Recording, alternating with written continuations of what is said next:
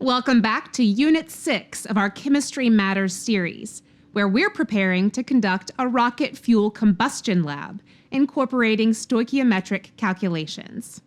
But every good lab starts with a plan. Now that you've completed yours and had it approved by your teacher, let's head back out to our classroom to review the plans created by our students.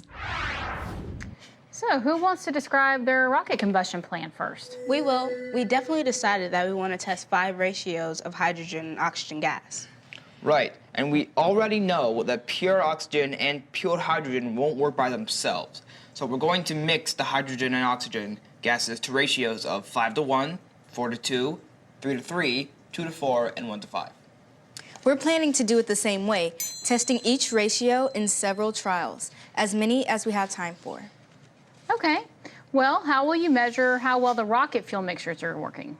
We thought we'd base our measurements on the relative loudness of the pops made by the rockets on a scale of 1 to 10. That is exactly what we were planning to do. To track it, we were going to make a data table. I've got that right here. So your table shows all 5 ratios that we're testing, along with the loudness of the sound of the pop.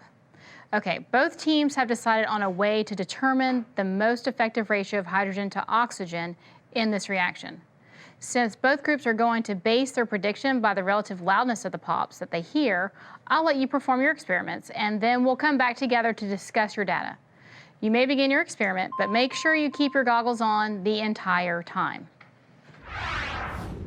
Were your plans for your rocket fuel combustion lab similar to those of our students? Remember, tables are a great way to keep your results organized and easy to read. With a plan approved by your teacher, now you can begin this lab. You can find a step-by-step guide in our Chemistry Matters toolkit. As our teacher mentioned, be certain to wear goggles throughout the experiment and follow all lab safety protocols.